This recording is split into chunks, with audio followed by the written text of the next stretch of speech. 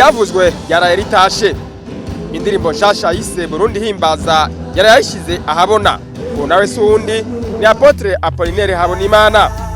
Ku cicaro c'ishengero Shemeza Worship Temple asanzwe ari mu ngere waryo, ari naho yayishikirije ahabona imbere y'abanyeshengero, yaramenyesheje cyatumye yiyumvira iyo ndirimbo. Twayumviriye mu mutima wo gukunda igihugu nk'umwene gihugu agikorera kandi akacifuriza neza.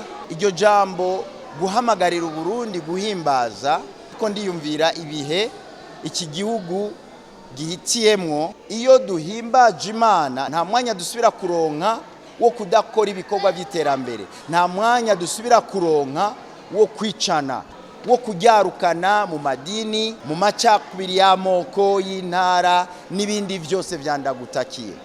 Umutima rero w'indirimbo nuguhamagarira umwene gihugu wese akaraba imbere. Ivyizigiro dufise biracashoboka ku Burundi buva mu byo turimwo kinjira mu gihe cyo kuvugwa neza, mu gihe gishasha cyo kwiratigwa n'abarundi. Abagiye kumva iyi ndirimbo nimuyumve nkuko musanzwe mumva iyindi miziki. Iyi ndirimbo irimo ubushobozi buherekeza ijwi, n'ijwi ry'umupatriote. Twese turota kubona iki gihugu gisayangana. Rero dufatanye hamwe kurema ivyo vyizigiro vyejo hagiye kuza. Mu gihe asohoye iyo ndirimbo Ndoramana ikaba n'indirimbo yo gukundisha igihugu, hasigaye amezi make gusa ngo amatora abe mu gihugu, Apotre Apollinaire amenyesha ko bifitaniye isano. Igihe cyose hatangajwe amatora abantu bagira ubwoba. Ururirimbo rufise uruhara n'isano kwitegurwa ry'amatora kugira ngo umwene gihugu ntagire ubwoba, ruzana rurema ivyizigiro mu bene gihugu.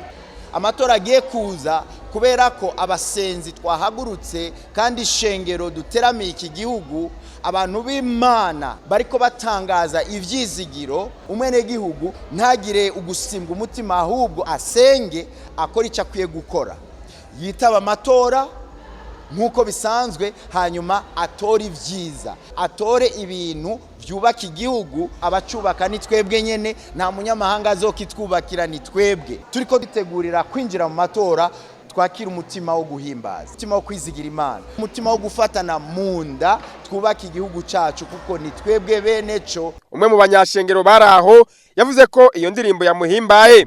Ndanezerewe kuko nibukijwe igikorwa umukristo wese abwirizwa gukora nk'umurundi. Naho nyene numva mpimbawe kuko buno Burundi bwacu urabona muri bino bihe mengo abantu botakaza ivyizigiro, abantu botakaza imbono zabo. Nk'umurundi jewe numva mpimbawe kuko nibukijwe ico mbwirizwa gukora cyo guhimbaza Imana. Iyo duhagurutse tugahimbaza biratwereka neza yuko Uhoraho aducisha aho hantu, hanyuma heza hakaba hari imbere kandi tukaba tugiye kwashikira iyo Mana. Ndazi yuko yiteze kutugirira neza. Uwo muririmbyi w'indirimbo Ndoramana Apollinaire Habonimana asanzwe azwi kuva kera hano mu Burundi nk'umwe mu mboneza z'indirimbo mpimbazamana, haraheze imyaka irenga 30.